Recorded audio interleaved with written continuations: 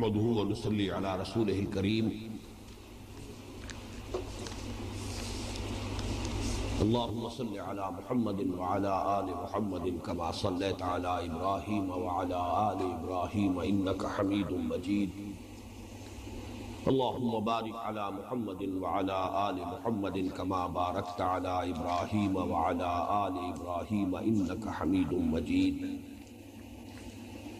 عن عمر بن الخطاب رضي الله تعالى عنه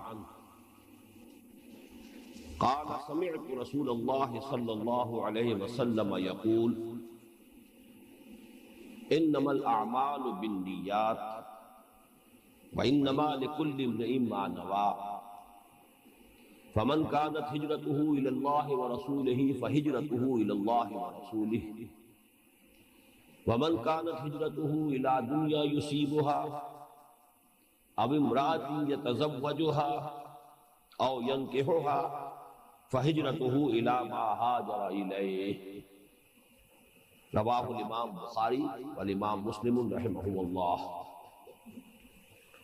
رب اشرح لي صدري ويسر لي أمري واحلل عقدة من لساني يفقهوا قولي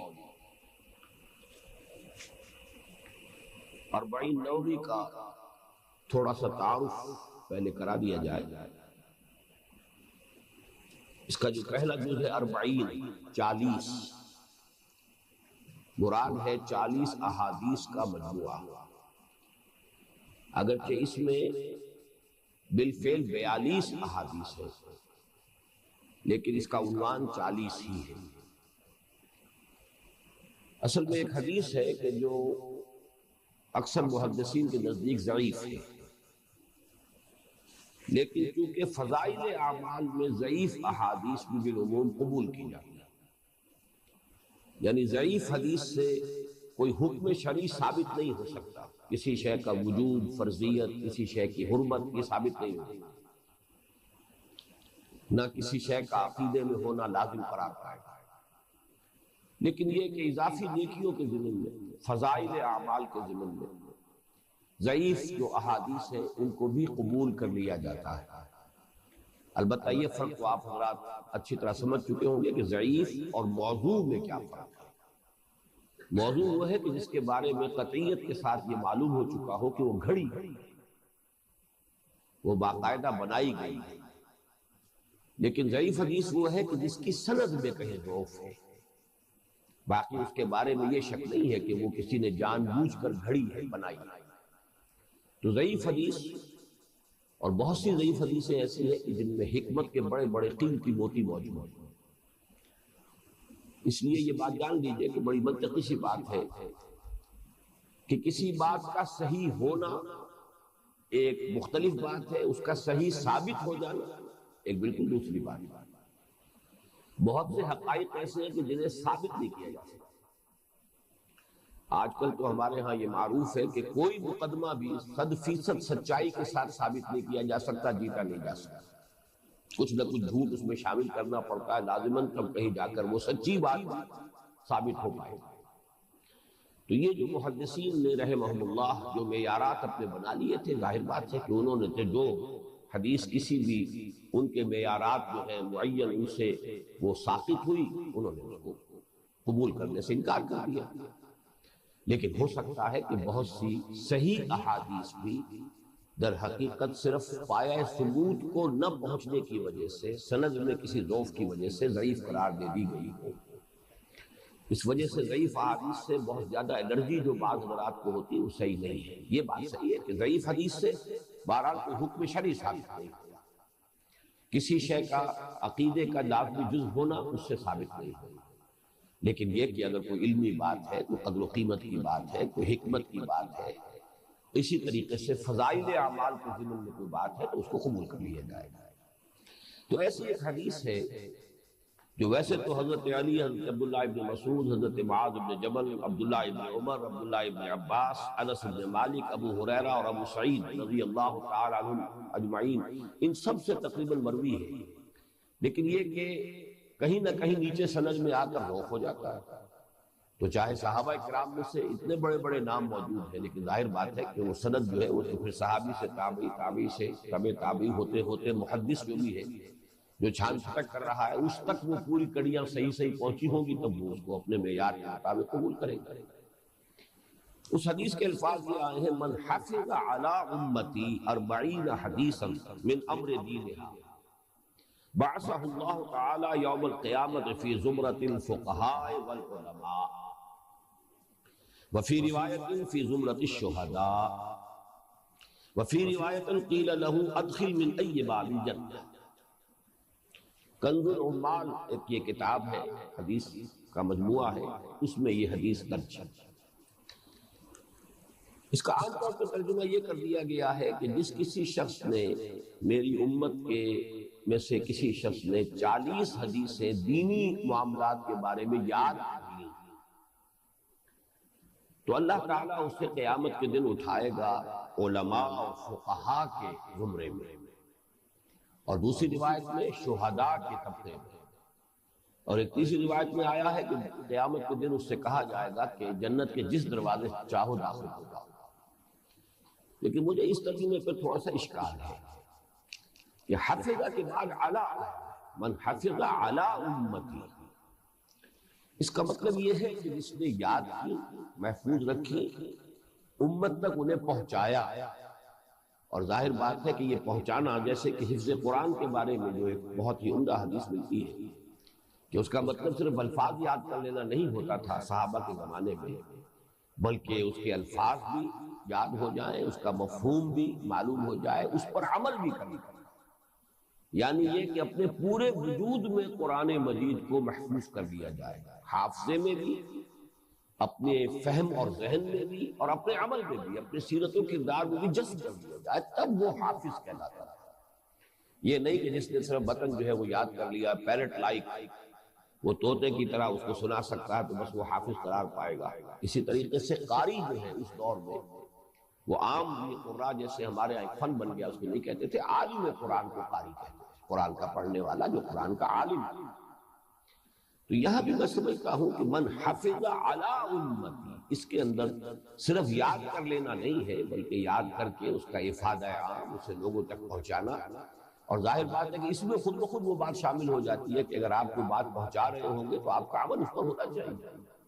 ورنہ وہ پہنچانا جو ہے اتامرون الناس بالبر وتنسون انفسکم وانتم تتلون الکتاب افلا تعقلون، کیا تم لوگوں کو نیکی کا حکم دیتے اور اپنے آپ کو بھول جاتے ہو جبکہ تم خود کتاب پڑھنے والے ہو؟ تو یہ تو کیا تم عقل سے کام نہیں لیتے؟ تو یہ تو اس کے مصداق ہو جائے گا۔ تو اس حوالے سے میں سمجھتا ہوں کہ اس حدیث میں جو بات بیان کی گئی ہے وہ بڑی منطقی بن جاتی ہے۔ 40 حدیثیں من امور دینہا، یعنی امت کے جو دینی معاملات ہیں، دینی امور ہیں، ان سے متعلق 40 حدیثیں حضور صلی اللہ علیہ وسلم کی وہ اگر یاد بھی کر لی گئی ہو اور ان کو صحیح طور سے مستحضر کیا گیا ہو، پھر ان کو پھیلایا جا رہا ہو، اور ان کو صرف یہ کہ علمی طور پر پھیلایا جا رہا ہو بلکہ عملاً بھی اپنے کردار میں اس کا نمونہ پیش کیا جا رہا ہو، تو پھر یہ کہ اگر یہ جو اس کے اندر ریوارڈ بیان کیا گیا ہے، اس کا جو اجر و ثواب ہے وہ پھر اس کے ساتھ متناسب بن جاتا ہے، پھر اس کے اندر کوئی بہت زیادہ بڑا جو ہے وہ گیپ باقی نہیں جاتا۔ تو اس حدیث کے حوالے سے بہت سے علماء نے 40 احادیث کے مجموعے مرتب کیے ہیں، بہت سے۔ عبداللہ ابن مبارک رحمہ اللہ جو تبع تابعین کے دور سے ہیں، وہاں سے یہ سلسلہ شروع ہوا۔ سب سے پہلی 40 انہوں نے مرتب کی تھی، پھر ہوتے ہوتے تقریباً ہر وہ سمجھیے کہ جو بھی قابل ذکر عالم، خاص طور پر حدیث کے علم میں جس کو کچھ بھی مقام اور درک حاصل تھا، اس نے اپنے فہم کے مطابق ایک ذخیرہ جو ہے، ذخیرہ حدیث میں سے یہ مجموعہ مرتب کیا۔ تو ان میں سے جن مجموعوں کو بہت قبول عام حاصل ہوا ہے، بلکہ میں کہوں گا کہ ان سب میں بھی سر فہرست یہ 40 نووی ہے۔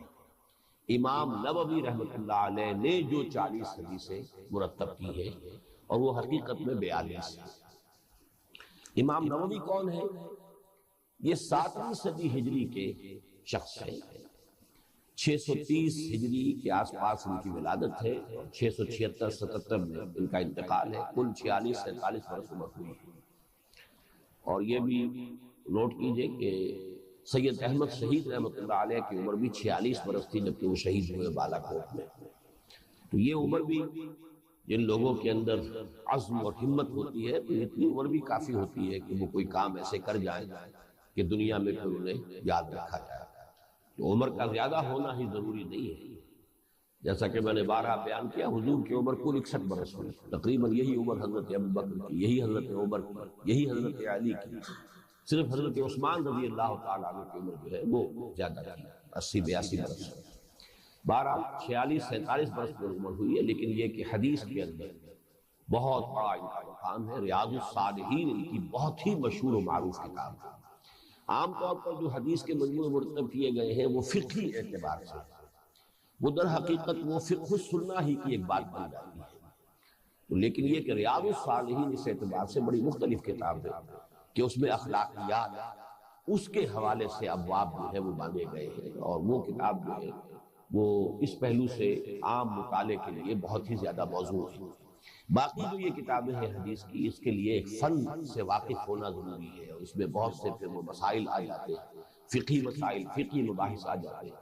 لیکن وہ حدیث کی کتاب ایسی ہے کہ جو بنیادی طور پر جس کو کہنا چاہیے کہ لب لباب دین کی تعلیمات کا، خصوصاً انسان کی اخلاقی زندگی سے متعلق، وہ اس میں سب آ جاتا ہے. ان کا اصل نام جو ہے امام یحییٰ بن شرف الدین نووی. شام میں دمشق کے مضافات میں یہ قصبہ تھا نوا، جو نوا کے رہنے والے امام یحییٰ بن شرف الدین نووی، انہوں نے ریاض الصالحین ان کی مشہور ترین کتاب ہے. لیکن یہ کہ یہ 42 احادیث کا مجموعہ بھی انہوں نے مرتب کیا ہے. اور میرا ذاتی تاثر یہ ہے کہ واقعتاً اصول دین جن کو ہم کہیں گے مختلف اعتبارات سے، مطلب ایک ہے کہ دین بحیثیت مجموعی کیا ہے، اس کے اجزاء ترکیبی کیا ہے، ان کا آپس میں ربط و تعلق کیا ہے. پھر یہ کہ دین کی باطنی حقیقت کیا ہے، جس کو ہم تصوف سے عام طور پر تعبیر کر لیا کرتے ہیں. تو ان مختلف پہلوؤں سے، ظاہر و باطن، ان دونوں پہلوؤں سے یہ کتاب جو ہے مختصر ترین مجموعے میں سے ان کے شمار کیا جائے گا. لیکن یہ کہ بہرحال یہ بہت جامع ہے، اور معلوم ہوتا ہے اس لیے کہ سلیکشن ہی میں در حقیقت انسان کی پھر لیاقت اور مہارت جو ہے، اس کے اپنی ذہنی سطح کیا ہے، اسی میں اس کی سلیکشن جو ہے وہ در حقیقت ظاہر ہوتی ہے. تو یہ سلیکشن جو ہے اس سے اندازہ ہوتا ہے کہ امام یحییٰ بن شرف الدین نووی نے بہت ہی عرقریزی کے ساتھ اور بہت محنت کے ساتھ جو اہم ترین احادیث ہے ان کو جمع کیا ہے. ان میں جو سب سے پہلی حدیث ہے جس کا آج ہم مطالعہ کرنا ہے، یہ ایک ایسی حدیث ہے کہ شاید ہی کوئی کتاب ہو حدیث کی اور کوئی مجموعہ احادیث کا ہو جس میں یہ حدیث موجود نہ ہو. آج ہی صبح میں دیکھ رہا تھا تو جب اتفاق ہے کہ صرف موطا امام مالک رحمہ اللہ جو ہے اس میں تو یہ حدیث موجود نہیں ہے. باقی بخاری، مسلم، صحاح ستہ کی بقیہ تمام کتابیں، اس کے بعد اور جو طبقہ دوم اور طبقہ سوم، سب میں یہ حدیث موجود ہے، اور اس کو ایک طرف سے مشہور ترین روایات میں شمار کیا گیا ہے، اہم ترین، مشہور ترین. اور اکثر و بیشتر محدثین نے اپنے مجموعوں میں نمبر 1 پر اس حدیث کو درج کیا، اس لیے کہ یہ بہت ہی ایک اہم اور بنیادی اس کا موضوع ہے. امام شافعی رحمۃ اللہ علیہ کا قول یہ ہے کہ یہ 70 ابواب میں داخل ہے، یعنی اس حدیث سے یوں سمجھیے کہ دین کی تعلیمات کے 70 پہلو واضح ہوتے ہیں. تو اگر یہ لفظ 70 جو ہے اس کے بارے میں عام شارحین کا یہی قول ہے کہ اس سے مراد مبالغہ ہے، کثرت کی طرف اشارہ ہے، اس سے مراد ایگزیکٹ 70 کی فگر نہیں ہے، کیونکہ یہ لفظ آتا ہے قرآن میں بھی، حدیث میں بھی، 70 کثرت کی بھی. بہرحال اس حدیث کی اس اعتبار سے اہمیت آپ کے سامنے آ گئی. اس کے راوی ہے حضرت عمر بن الخطاب رضی اللہ تعالی عنہ، اور یہ آپ کے علم میں تو بات آ چکی ہوگی کہ صحابہ کرام میں بھی ایک تقسیم ہوتی ہے. ایک تقسیم تو ایک درجے کے اعتبار سے ہے کہ چوٹی پر 4 ہمارے خلفائے راشدین ہیں، اور ان میں ترتیب جو ہے فضیلت کے اعتبار سے اعلیٰ ترتیب الخلافہ، اس لیے کہ چوٹی پر حضرت ابوبکر، پھر حضرت عمر، پھر حضرت عثمان، پھر حضرت علی. پھر یہ کہ 6 افراد جو ہیں وہ جو 10 مبشرہ میں سے ہیں، پھر اس کے بعد جو بدری صحابی ہیں، پھر اس کے بعد جنہوں نے بیعت رضوان کے موقع پر بیعت کی تھی، اس طرح سے درجہ بندی. ایک اور اعتبار سے ان میں درجہ بندی ہوتی ہے، اور ایک ہے فقہاء صحابہ اور فقراء صحابہ. یہ ایک خاص اعتبار سے ان میں ایک تقسیم کی گئی ہے. فقہاء صحابہ وہ ہیں کہ جو جن میں فہم الدین، اس یہ جو ہے خصوصی ان کا ایک وصف. اور حضرت عمر رضی اللہ تعالیٰ عنہ کے بارے میں تو ظاہر بات ہے کہ بہت سی احادیث حضور کی جو مروی ہیں کہ اگر میرے بعد کوئی نبی ہوتا تو عمر ہوتے. اور الحق ینطق علی لسان عمر، حق جو ہے عمر کی زبان پر حق جاری رہتا ہے، حق بولتا ہے. تو مختلف جو ہے احادیث اور بہت سی آیات قرآنیہ کے شان نزول میں آپ دیکھیں گے کہ حضرت عمر کو اس مسئلے کی اہمیت کا احساس پہلے ہوا، پھر وہ آیات نازل ہوئی. تو اس سے وہ جو بہت ہی ایک ہم آہنگی ہے دین کے مزاج میں اور حضرت عمر رضی اللہ تعالیٰ عنہ کے مزاج میں ایک بڑا قرب تھا، بڑی ہم آہنگی تھی. تو فقہائے صحابہ میں سے حضرت عمر ہے، حضرت علی ہے، یہ چوٹی پر ہے، حضرت عائشہ صدیقہ رضی اللہ تعالیٰ عنہ. یہ جو فقہاء ہے، اس کے برعکس آتا ہے درجہ جو ایک کیٹیگری سمجھ لیجیے، وہ ہے فقراء صحابہ. زہد، ورع، دنیا سے بے رغبتی، ان چیزوں کا معاملہ جو ہے اگر دیکھا جائے تو اس میں کچھ اور صحابہ ہیں. ابو الدرداء، ابو ذر رضی اللہ تعالیٰ عنہ، یہ کچھ فقراء صحابہ میں سے. تو ان کا زہد، ان کا تقوی، ان کی دنیا سے بے رغبتی، اللہ سے محبت، یہ جو ایک باطنی کیفیات ہے. اور دنیا سے چونکہ بے رغبتی تھی لہذا ان پر ویسے وہ فقر ظاہری بھی تھا، اگرچہ وہ فقر جو ہے وہ تو ان کا اصل میں استغنا کی بنیاد پر تھا کہ دنیا سے انہیں کوئی رغبت نہیں تھی.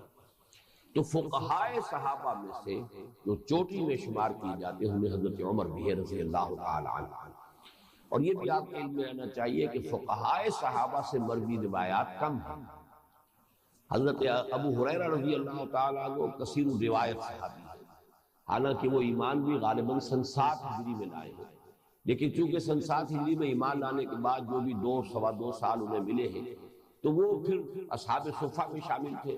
ہمہ وقت ہمہ تن وہ اسی کام میں لگے رہتے تھے، ہر وقت جو ہے حضور صلی اللہ علیہ وسلم کی باتیں ان کے سامنے آتی تھی، لہذا ان کے پاس جو ہے ذخیرہ بہت بڑا تھا.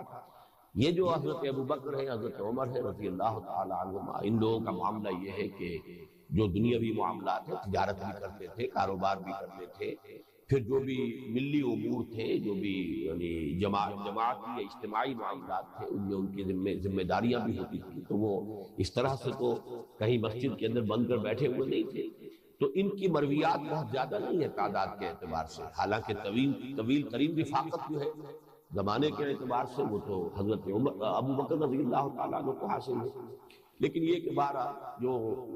یعنی روایات کا کہاں تک تعلق ہے ان سے بہت زیادہ حدیثیں جو ہے مروی نہیں ہیں. عن عمر بن الخطاب رضی اللہ عنہ، عن سے پہلے کیا لفظ محذوف ہے؟ آپ حدیثیں شروع کر چکے ہیں، یہ عن سے کیا مراد ہے؟ جی یہ نہیں بتایا گیا.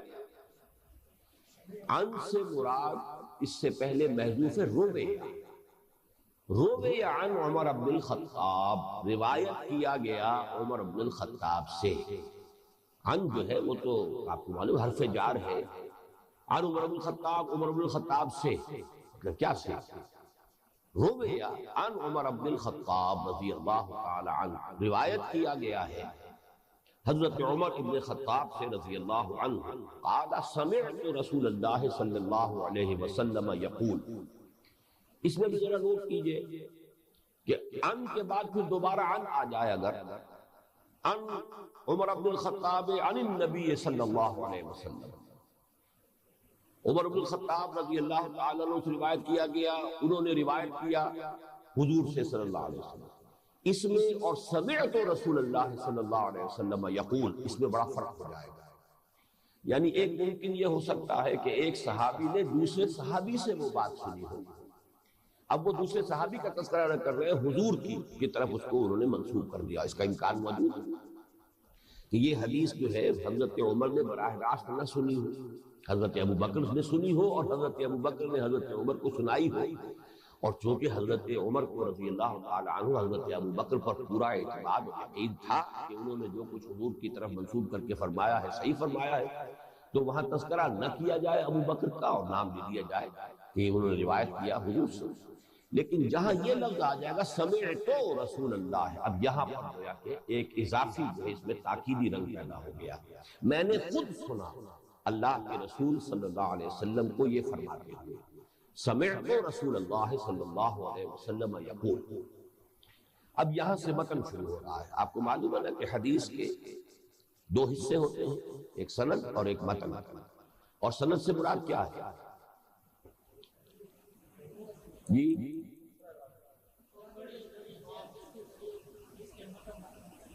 ہاں، لیکن یہ تو ایک مکمل ہوتی، یہاں پر پورا متن موجود نہیں ہے،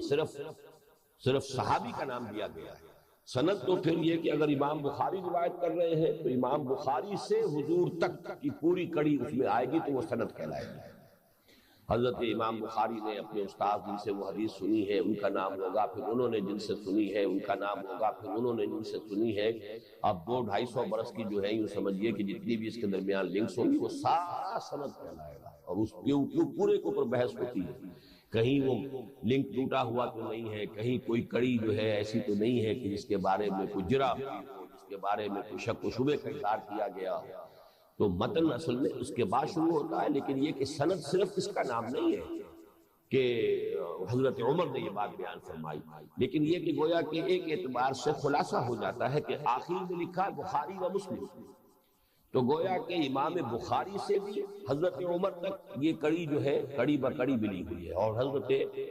امام مسلم رحمہ اللہ سے بھی حضور تک یہ بات جو ہے حضرت عمر تک کی کڑیاں موجود ہیں. انما الاعمال بالنیات، انما یہ تو آپ نوٹ کر چکے ہوں گے اب تک، کلمہ حصر ہے، جیسے سورہ حجرات میں آپ نے پڑھا ہے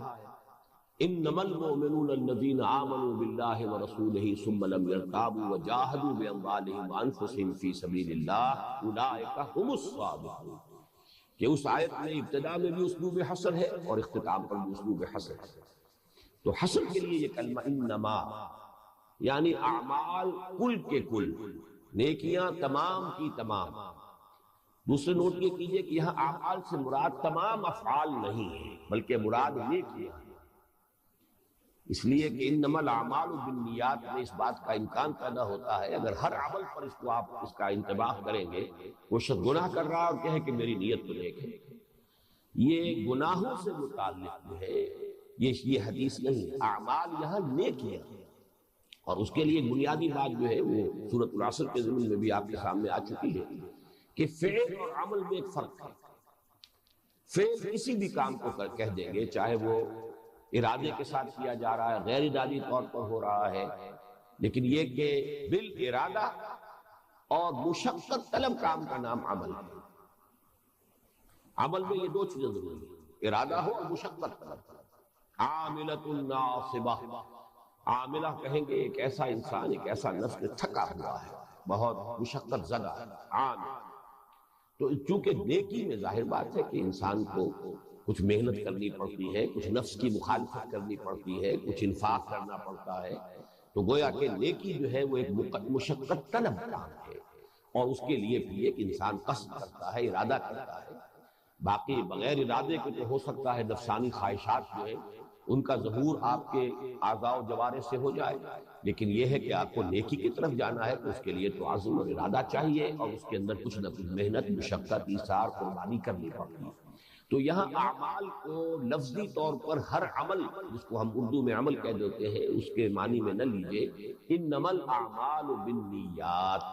نیکیوں کا دار و مدار نیتوں پر ہے، اعمال صالحہ کا دار و مدار نیتوں پر ہے. یعنی یہ کہ کوئی عمل اپنے ظاہر کے اعتبار سے کتنی ہی بڑی نیکی نظر آتا،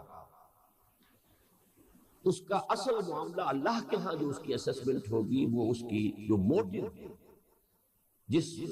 جذبہ محرکہ کے تحت وہ عمل کیا گیا ہے، جو اس سے مقصود، جو اس کی نیت، اس کی بنیاد پر اسسمنٹ ہوگی. انما الاعمال بالنیات وانما لکل امرئ ما نوی، اور ہر شخص کے لیے پھر وہی انما،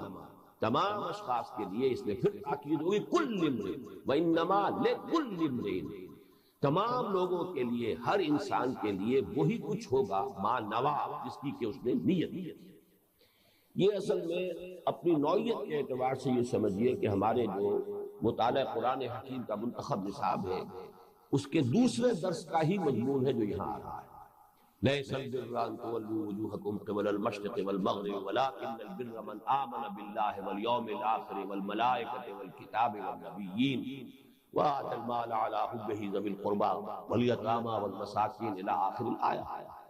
تو وہاں یہ پوری بحث تفصیل کے ساتھ آپ کے سامنے آ چکی ہے. گویا کہ تقریباً وہی درس ہے کہ اس کو یہاں پر اس حدیث کے بھی بین السطور میں آپ کو ذہن میں تازہ کر لینا چاہیے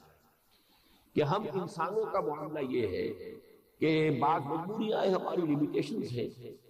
ہم صرف عمل کے ظاہر کو دیکھتے ہیں اور ظاہر کے اعتبار سے اس پر نیکی یا بدی کا اطلاق کریں گے. یہ کام بڑا نیکی کا کام ہے، یہ شخص خیرات بانٹ رہا ہے، تقسیم کر رہا ہے.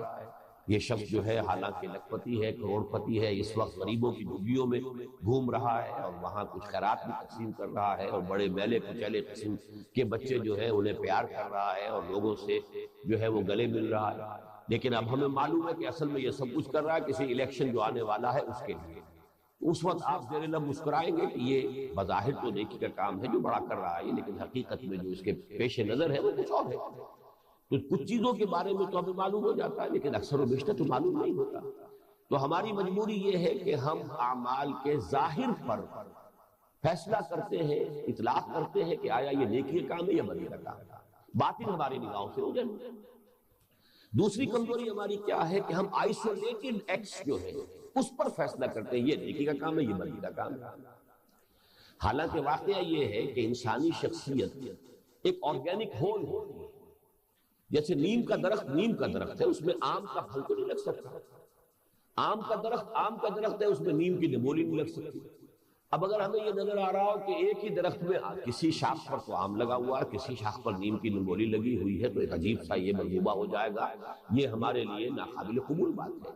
یہی معلوم ہوگا کہ کوئی ایک چیز تو اصل ہے اور باقی شاید چسپاں کر دی گئی ہے، کہیں باندھ دی گئی ہے، کوئی انویزیبل تار ہے ان کے ذریعے سے اس نیم کے درخت کے اوپر جو ہے وہ آم جو ہے جڑ دیے گئے ہیں یا آم کے درخت پر نمولیاں لگا دی گئی.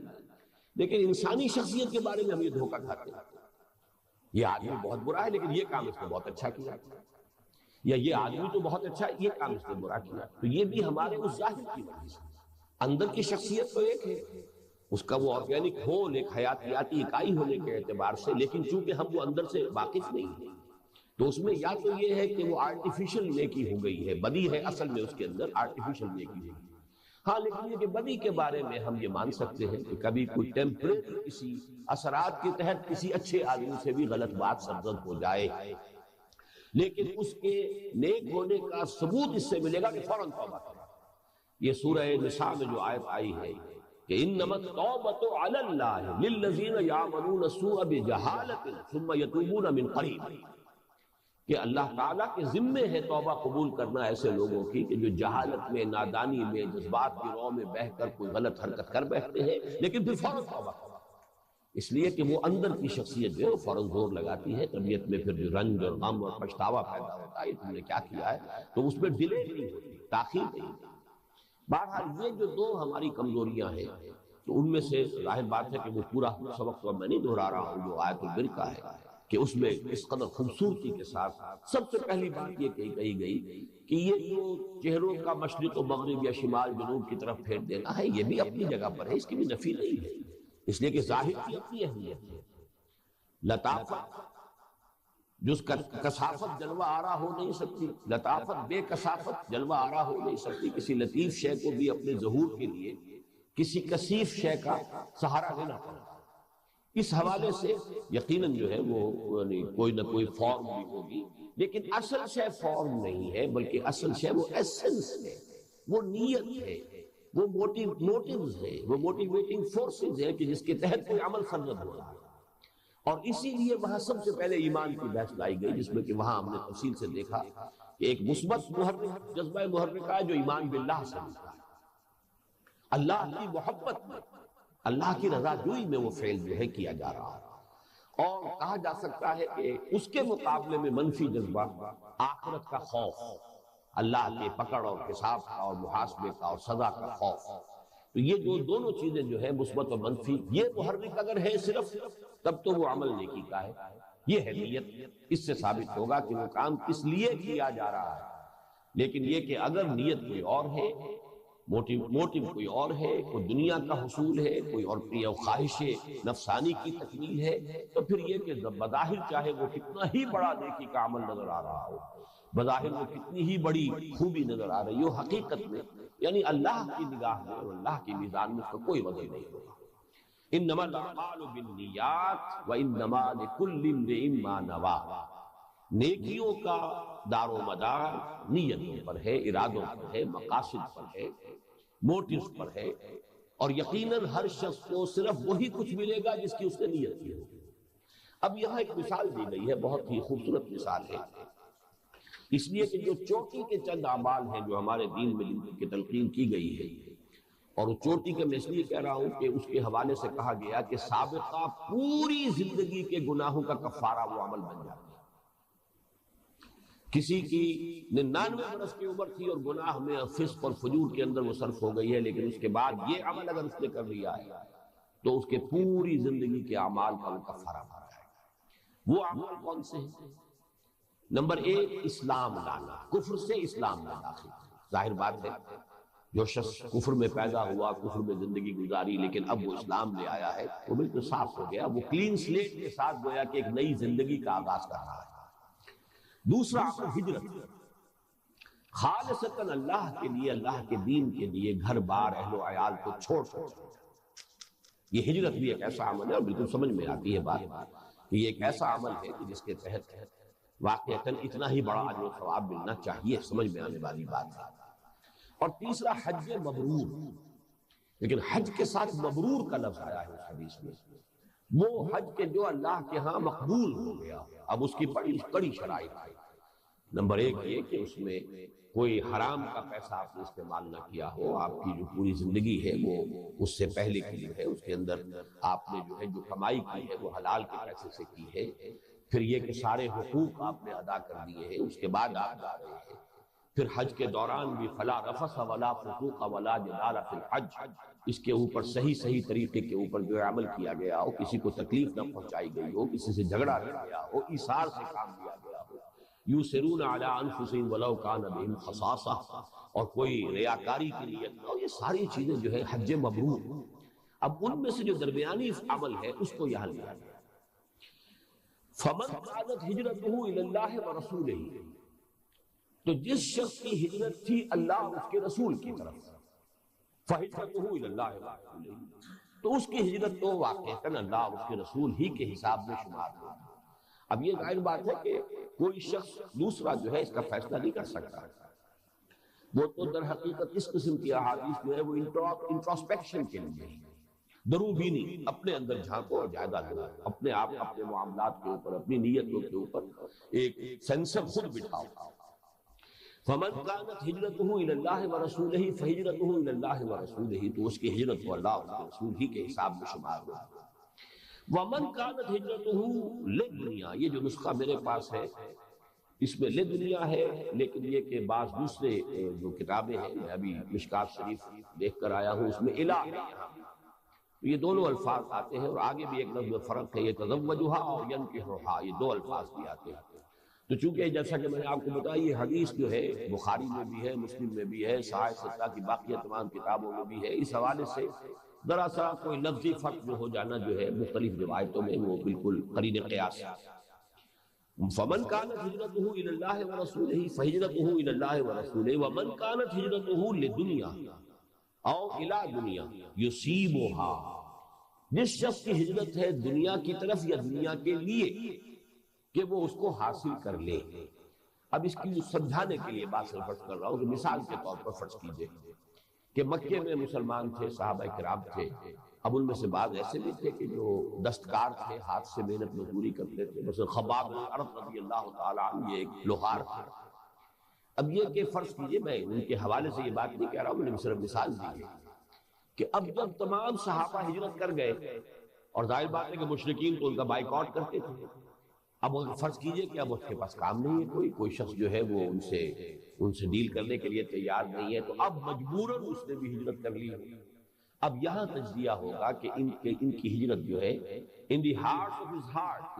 his heart، اپنے قلب کی گہرائیوں میں اس کا اصل موٹیو کیا بنا، کہ یہ ایک مجبوری کا فعل ہے کہ چونکہ اب یہاں پر میری معاش کے دروازے بند ہو چکے ہیں، یا یہ کہ بظاہر جو ہے وہ بند ہو گئے ہیں، لہذا اب مجھے یہاں سے ہجرت کیے بغیر چارہ نہیں ہے۔ تو یہ گویا کہ ایک امکانی میں نے مثالی صورت پیش کی ہے، ایسا نہیں ہے کہ کسی صحابی کے بارے میں یہ بات جو ہے تعین کے ساتھ کہی گئی ہو یا کہی جا سکے، لیکن مثال ہے۔ دنیا کے لیے ہجرت کس لیے کی جائے گی؟ ومن كانت هجرته لدنیا او الى دنیا یصیبها، جس کی ہجرت تھی دنیا کے لیے، دنیا سے مراد معاش ہے، معاشی اپنی ضروریات ہے، یا فرض کیجئے کہ کسی اور شخص نے بہت دیر میں ہجرت کی ہو، یہ دیکھ کر کہ اب تو مسلمانوں کو وہاں پہ غلبہ حاصل ہوتا جا رہا ہے، جلدی سے پہنچو تاکہ اس کے اندر تمہارا بھی حصہ ہو جائے۔ یہ میں صرف مفروضات کے اوپر بات کر رہا ہوں کہ اب ابتدا میں ہجرت نہیں کی، جیسا کہ سورہ نساء میں بھی آیا ہے کہ اے مسلمانوں جب تک یہ ہجرت نہیں کرتے ہیں ان کو بلکہ ایک طرح کے منافق قرار دیا گیا، الا یہ کہ کوئی شخص اتنا بوڑھا تھا کہ اس کے لیے سفر ناممکن تھا، یا اتنا علیل تھا، مریض تھا کہ سفر ناممکن تھا، یا خواتین تھی کہ جو سفر نہیں کر سکتی تھی، تو ان کا معاملہ تو دوسرا ہے۔ لیکن یہ کہ کوئی شخص صحت مند تھا اور بھلا چنگا تھا اور اس کے پاس وسائل بھی تھے اور وہ ہجرت کر سکتا تھا، پھر بھی اس نے ہجرت نہیں کی، تو سورہ انفال میں فرمایا گیا ہے مسلمانوں تمہارا اب ان سے کوئی تعلق نہیں، ما لکم من ولایتہم من شیء حتی یہاجروا، جب تک کہ وہ ہجرت نہیں کرتے اب تمہارا ان سے کوئی تعلق نہیں۔ بلکہ بڑی تفصیلی احکام دیے گئے ہیں کہ اگر ایسی کسی قوم کے اوپر مسلمان حملہ کرے، کسی قبیلے کے اوپر، اور اس قبیلے کے اندر کوئی مسلمان بھی موجود تھے کہ جنہوں نے ہجرت نہیں کی تھی، تو ظاہر بات ہے کہ پھر وہ ان کو امان حاصل نہیں ہے، وہ اگر اس کے اندر وہ بھی ہلاک ہو جائیں تو کسی مسلمان کے اوپر کوئی الزام نہیں آئے گا، اس لیے کہ انہوں نے ہجرت بھی نہیں کی تھی وہاں سے۔ وہ تفصیل سے چیزیں آئی ہیں، مختلف صورتیں ہیں کہ جو ہو سکتی ہیں، لیکن یہ کہ ہجرت فرض۔ اب ہجرت جو شخص کر رہا ہے صرف اس لیے کہ اللہ کا حکم ہے، اللہ کے رسول کا حکم ہے، اب تقاضا یہی ہے کہ تمام قوت کو جو ہے ایک مرکز پر مجتمع کر دیا جائے تاکہ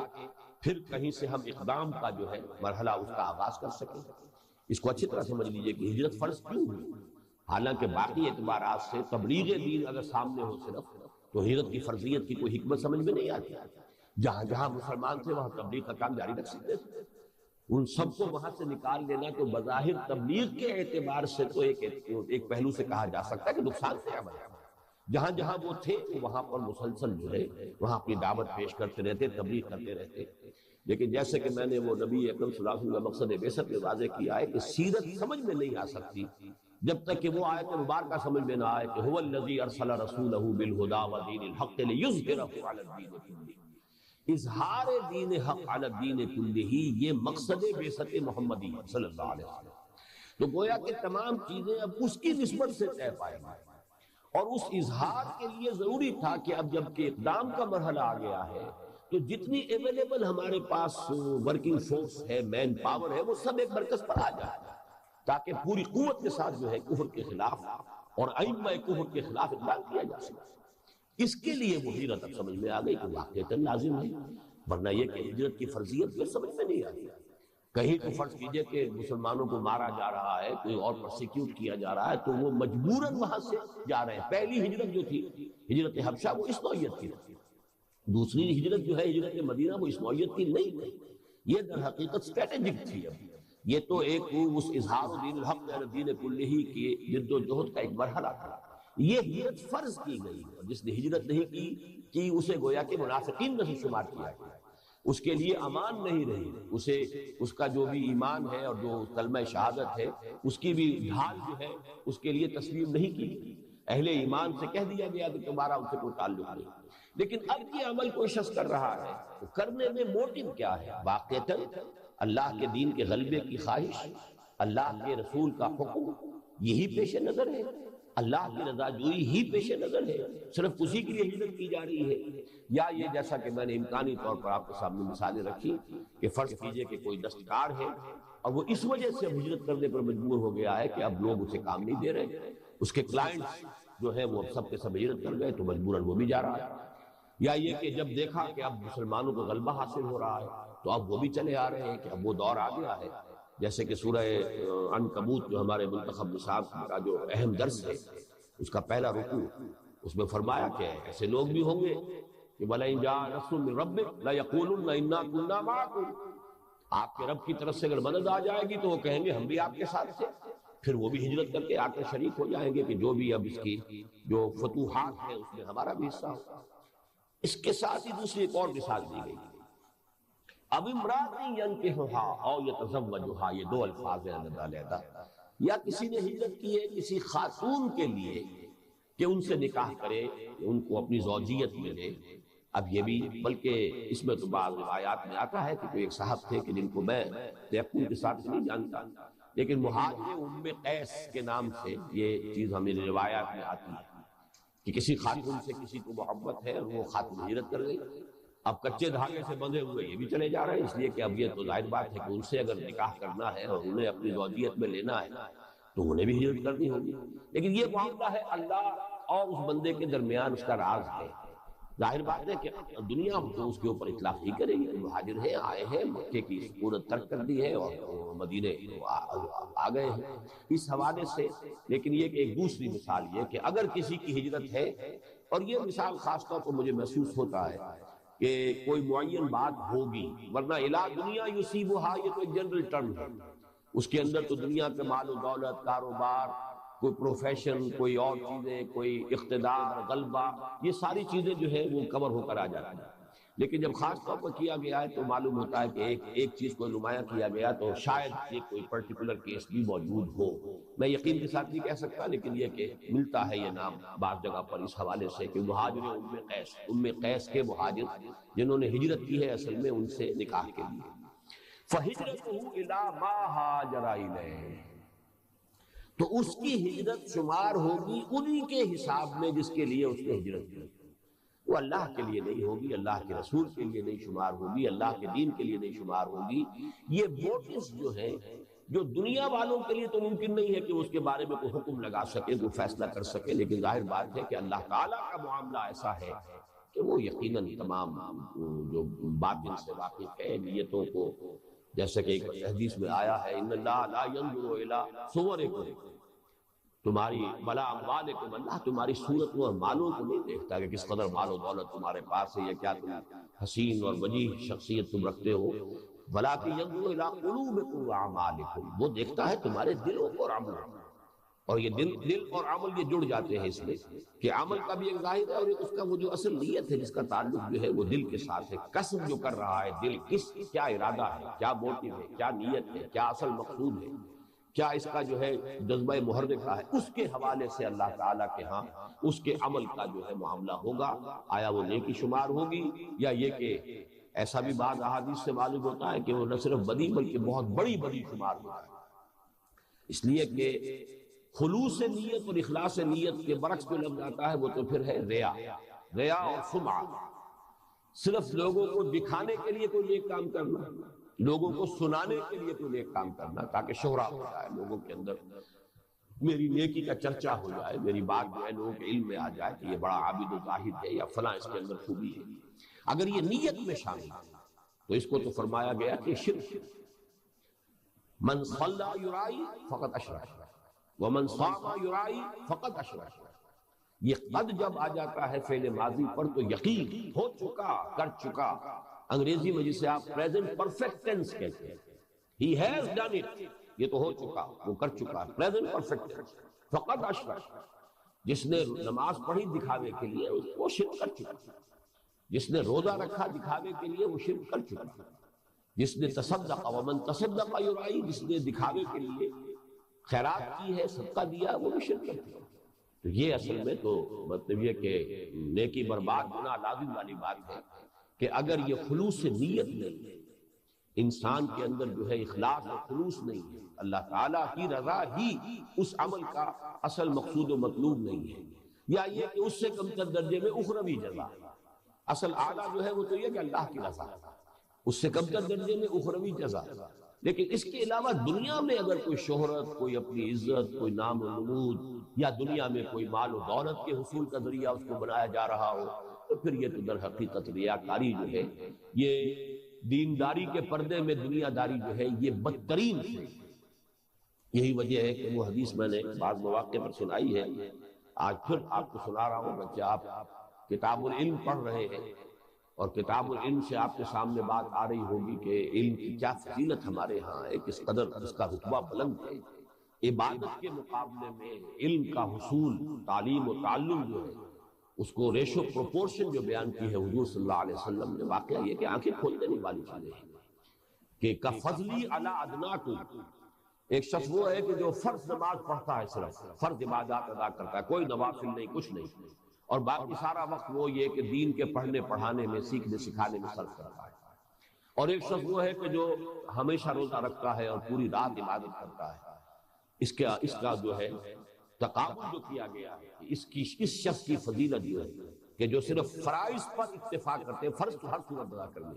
اس کے بعد بقیہ اس کا پورا وقت جو ہے وہ علم کے حصول میں اور علم کی اور نیکی کی اور خیر کی تلقین اور اس کو لوگوں تک پہنچانے میں صرف ہو رہا ہے، اس کی فضیلت اس شخص پر، اس عابد و زاہد شخص پر کفضلی علی ادناکم، جتنی فضیلت مجھے حاصل ہے تم میں سے ادنا ترین انسان۔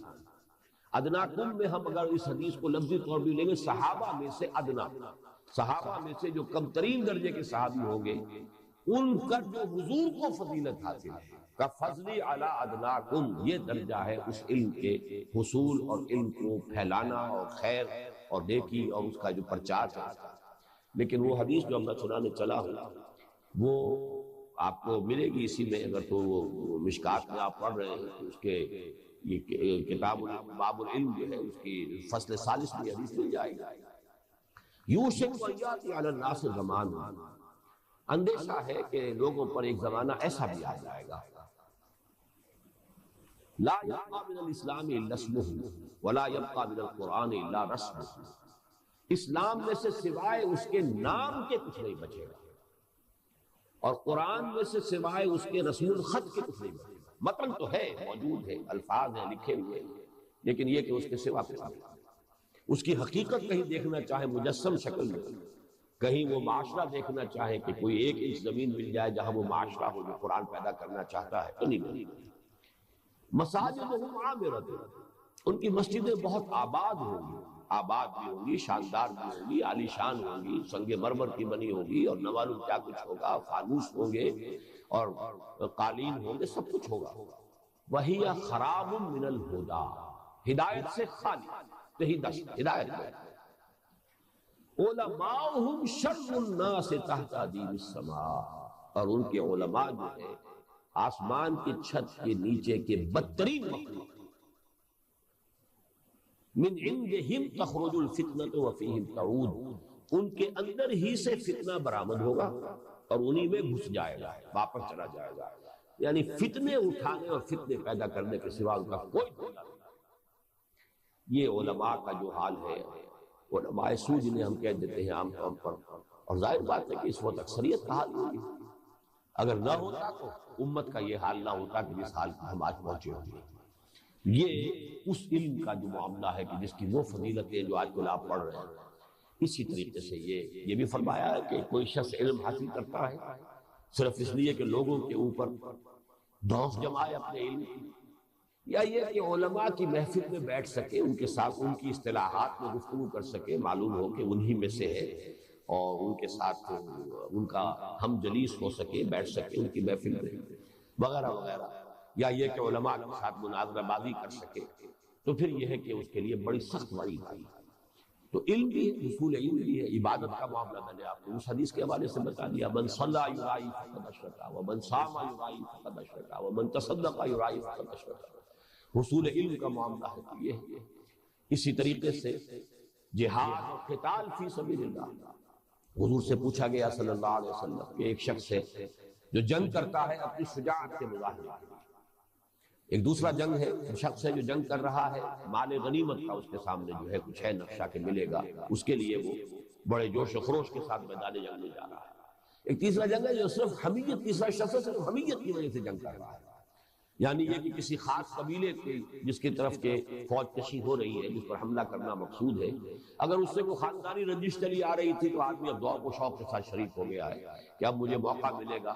کہ وہ پرانے سارے حساب کتاب جو ہے وہ چکا لوں۔ تو یہ وہ حمیت جاہلی جو ہے وہ اس کا اصل موٹیو بن گیا ہے۔ ان میں سے کس کو ہم سمجھے کہ وہ مجاہد فی سبیل اللہ ہے؟ آپ نے فرمایا کوئی نہیں۔ مجاہد فی سبیل اللہ تو صرف وہ ہوگا جو قتال کرتا ہے صرف اس لیے لتکون کلمۃ اللہ ہی العلیٰ، اللہ کا کلمہ ہی سب سے اونچا ہو جائے، اس مقصد واحد کے تحت جس نے قتال کیا ہے اس کا تو وہ تو مجاہد فی سبیل اللہ ہے۔ باقی حمیت کی وجہ سے کیا ہو، کسی قومیت کے حوالے سے کیا ہو، مال غنیمت کے حصول کے لیے کیا ہو، اپنی شجاعت کے مظاہرے کے لیے کیا ہو، تو وہ گویا کہ پھر یہ اللہ تعالیٰ کی راہ میں جہاد نہیں ہے، وہ پھر جہاد اپنے نفس کے لیے ہے۔ اسی کے ضمن میں حضرت علی کا واقعہ بیان ہوتا ہے، جو ویسے تو تقریباً یعنی ناقابل یقین بات ہے، لیکن یہ کہ یہ صحابہ کرام کا معاملہ، حضور صلی اللہ علیہ وسلم جس طرح یہ تزکیہ باطن کیا، تزکیہ باطن کو بھی سمجھ لیجئے کہ اصل اس کا مطلب یہی ہے۔ تزکیہ باطن جو ہے اس کا کوئی اور مطلب نہیں ہے، نیت کو پاک کرنا، کہ اصل آپ کے مقاصد بالکل خالص ہو جائیں کہ وہ اللہ کی رضا اور اخروی فلاح اور نجات ہے، اس کے سوا کوئی شے مقصود نہ ہے، مطلوب نہ ہے۔ لا مقصود الا اللہ، لا مطلوب الا اللہ، لا محبوب الا اللہ۔ جو بھی کام آپ نیکی کا کر رہے ہیں، اب آپ معاش کے لیے کر رہے ہیں، ٹھیک ہے، آپ کو معلوم ہے کہ یہ کام میں کر رہا ہوں، یہ مزدوری کر رہا ہوں، یہ محنت کر رہا ہوں، یہ میں معاش کر رہا ہوں، کوئی حرج نہیں۔ اس میں اگر آپ نے حلال ذرائع کو استعمال کیا ہے، حرام سے بچے ہیں، تو یہ بھی جہاد میں شمار ہو جائے گا اور یہ عبادت کا حصہ شمار ہو جائے گا۔ لیکن یہ کام آپ بالفعل بالارادہ نیتاً اپنے حصول معاش کے لیے کریں، لیکن کوئی کام نیکی کا ہے، دین کی خدمت کا ہے، اب اس میں اگر کوئی شے شامل ہو گئی، کوئی بھی اس کے اندر جو ہے وہ ناپاکی، امپیورٹی کسی بھی اعتبار سے شامل ہو گئی، تو جیسے آپ کو معلوم ہے میتھمیٹکس میں بڑی سے بڑی رقم زیرو سے ضرب کھا کر زیرو ہو جائے، تو بڑے سے بڑا عمل ہو، وہ قتال فی سبیل اللہ کا عمل ہو، وہ علم کے حصول اور تعلیم اس کا معاملہ ہو، وہ کوئی عبادات کا معاملہ ہو، بڑی سے بڑی شے زیرو سے ضرب کھا کر زیرو ہو جائے گی۔ اللہ کی میزان میں نہ صرف یہ کہ اس کا کوئی وزن نہیں ہوگا، بلکہ جیسا کہ میں نے عرض کیا، نیکی برباد ہونا لازم کہ وہ شرک لازم آ جائے، اس لیے کہ تمہارے مقصود و مطلوب کے اندر اللہ تعالیٰ کے سوا کوئی اور شامل ہو گیا، وہ یہ چیز جو ہے یہ وہ شرک کے درجے تک پہنچا دینے والی ہے۔ تو یہ حدیث جو ہے اس اعتبار سے کہ ان تمام مفاہیم کو اس نے اپنے اندر جو ہے وہ سمیٹ لیا ہے، اور اس کا اصل فائدہ کیا ہے؟ وہ یہی ہے کہ ہر شخص انٹراسپیکشن کرے، درو بینی کرے، اپنے اندر جھانکے۔ یہ مراقبہ جو ہے یہ صحیح مراقبہ ہے کہ انسان، مراقبہ کسے کہتے ہیں؟ رقبہ گردن، ایک دوسرے پر تاک لگا کر بیٹھ جانا، یہ مراقبہ ہے۔ رقبہ گردن کو کہتے ہیں، مراقبہ باب مفاعلہ،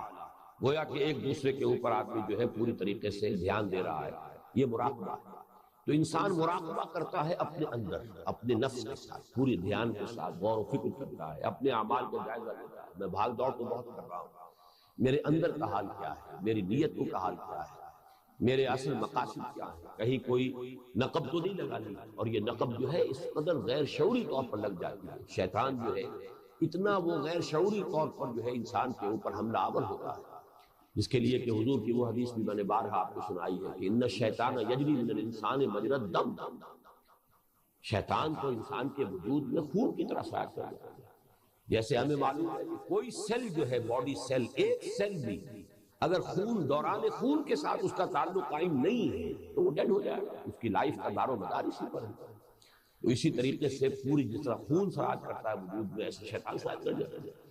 قرآن مجید میں فرمایا گیا انہو یراکم ہوا وقبیلہ من حیث لا ترونہم،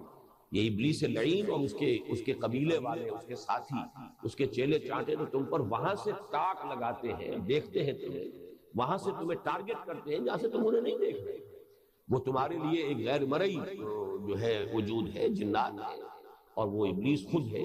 انہو ہوا یراکم، انہو یراکم ہوا وقبیلہ من حیث لا ترونہم۔ اور اسی میں پھر وہ حدیث میں مجھے یاد آ گئی کہ حضور نے فرمایا کہ یہ شرک خفی ہے، یہ ریاکاری والا شرک ہے، یہ کسی انتہائی تاریک رات میں سیاہ پتھر پر چلنے والی سیاہ چونٹی کو دیکھنا جتنا مشکل ہے، اتنا ہی ریاکاری کا سراغ لگانا مشکل ہے۔ اب یہ بھی تمثیل اور تشبیہ کا جو ہے یہ سمجھیے مبالغے کی آپ نے، حضور نے ساری جو ہے وہ انتہائی جمع کرنا، انتہائی تاریک رات، سیاہ پتھر اور اس پر سیاہ چیونٹی رنگ گئی ہے، تو جس طرح اس کو دیکھنا محال ہے ایسے اس کا دیکھنا مشکل ہے۔ تو اس کے لیے تو بہت گہرے مراقبے کی ضرورت ہے، بہت تاک لگا کر بیٹھنا پڑے گا اپنے اوپر، اور اپنا سینسر کرنا پڑے گا، سیلف سینسر جو ہے انسان کرے اپنے آپ کو، تب کہیں جا کر جو ہے وہ اس بیماری سے نجات مل سکتی ہے۔ اس حوالے سے اس حدیث کی وہ اہمیت، جیسا کہ میں نے آپ کو بتایا کہ جو مقام اور مرتبہ ہمارے درس نمبر 2 کو آیت البر کو حاصل ہے مطالعہ قرآن حکیم کے منتخب نصاب میں، احادیث کے مجموعے کے اندر یہ حدیث در حقیقت اسی مقام پر ہے، اسی درجے میں ہے۔ یہی وجہ ہے کہ اس کثرت کے ساتھ جو ہے اس کی روایت بھی ہوئی ہے، اور اس کو تمام محدثین نے اپنے مجموعوں میں شریک کیا ہے، اور اکثر و بیشتر نے اسی سے شروع کیا۔ اس لیے کہ جب وہ خود بیٹھے جمع کرنے کے لیے تو ان کے اپنے سامنے یہ بات آئی ہے کہ ہمارا اپنا عمل کیا ہے، ہم خود یہ کس نیت سے کر رہے ہیں، اپنی تصحیح نیت بھی کہ یہ صرف کوئی اپنی علمیت کا جو ہے وہ دھوس جمانے کے لیے، روب بانٹنے کے لیے یہ نہیں ہے، لوگوں میں محدث شمار ہونے کے لیے، مشہور ہونے کے لیے نہیں ہے، بلکہ یہ کہ در حقیقت یہ صرف اللہ اور اس کے رسول کے لیے اور دین کی خدمت اور اللہ کی رضا جوئی کے لیے یہ کام ہم کر رہے ہیں۔ تو اس کے لیے اپنی ایک طرح کی سیلف وارننگ کے طور پر اس حدیث کو گویا کہ وہ اپنے مجموعے کے شروع میں لے کر آئے ہیں۔ اللہ تعالیٰ ہمیں بھی توفیق عطا فرمائے کہ ہم اپنی نیتوں کا اور اپنے محرکات کے عمل کا جائزہ لیتے رہا کریں، اور اس میں جہاں کہیں بھی کوئی خامی نظر آئے تو اس کی تلافی، اس کی تصحیح کی کوشش کرتے رہیں۔ بارک اللہ لی و لکم فی القرآن العظیم و نفعنی و ایاکم بالآیات والذکر الحکیم۔